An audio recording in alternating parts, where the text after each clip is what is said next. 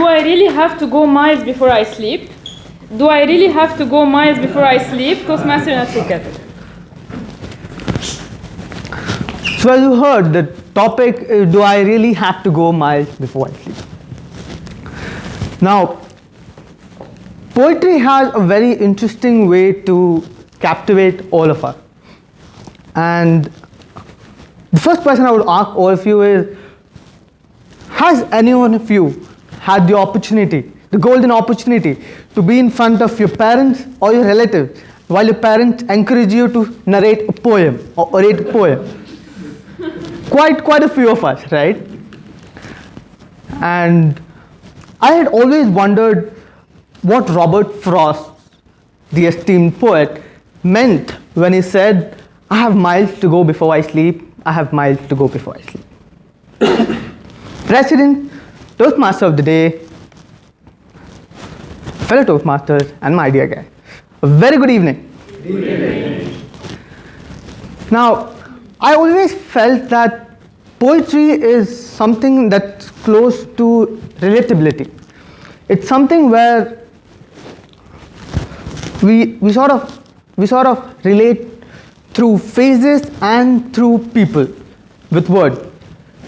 Now, the fascinating thing about our childhood was the fact that we would openly go on stage and narrate these poems, perhaps not understanding what the author actually meant. But with our little heads, we would go and mugged up the entire poem and go and show a full blow of confidence. Now, it wasn't until my early teens that I actually understood the meaning of simple childhood jingles like, Twinkle Twinkle Little Star or Baba Black Sheep. When in kindergarten we used to just mug up all of these poems.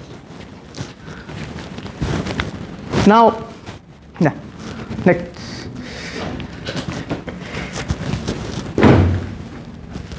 Now, poetry essentially would mean something that would transcend into the minds of people who have felt what we are feeling.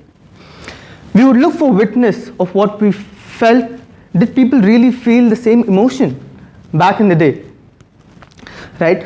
Now, I remember in 9th grade when my professor had a very Hitler-like attitude, English professor, Mr. Saijan, a very nice professor, but he sort of commanded me to narrate the poem Passing Through the Woods on a Snowy Evening by Robert Frost, the same poem, the same lines that I spoke about earlier.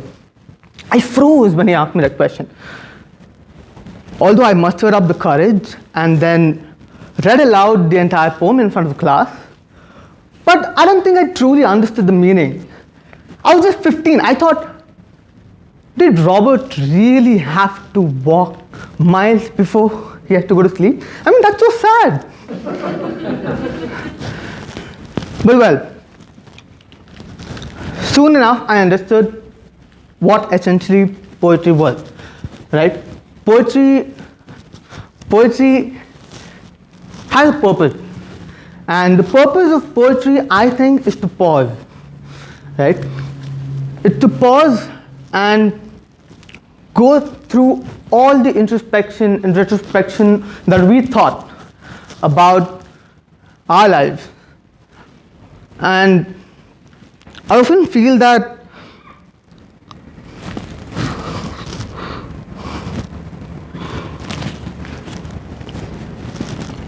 pausing is something we have stopped doing. Wherein, for instance, we all are living in a metro and we are trying to match up with a fast-paced life, and that can essentially cost us this pause, right? And my sort of aim through this piece was to remind you of the pause, was to just make you aware of the fact that, for instance, you could take like a good 10 seconds and recollect in any language whatsoever, English or vernacular language, was the first thing that sort of resonated with you back when you were children. And perhaps before you sort of go to sleep tonight, have a good read and recollect the exact same thing that you read, you might find like a different perspective on it.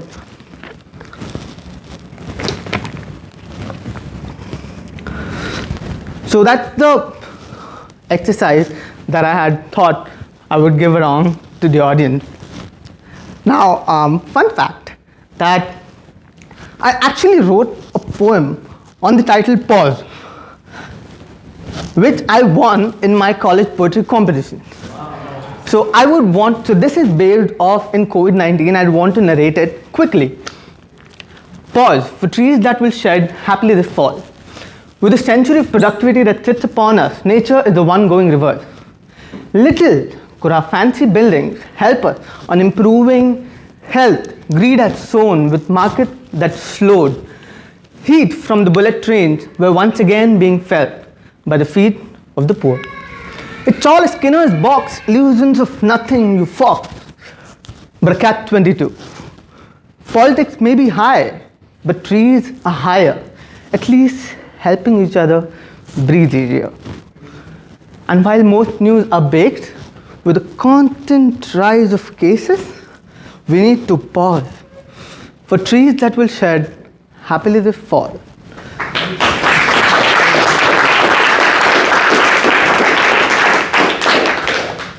So, my perspective on poetry is clear, an example of poem is clear, but it still does not answer my question.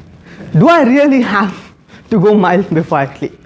Metaphorically, yes, I do. There's so many things that I want to do. There's so many ambitions that I want to fulfill. And at the same time, there's so many responsibilities that are sort of piling up. So metaphorically, yes. But you know what's the fun part? Even literally. Because after this meeting, I work in Dubai and I stay in Abu Dhabi. So after this meeting, I have to head back to Abu Dhabi and literally go miles before I sleep. Over to you.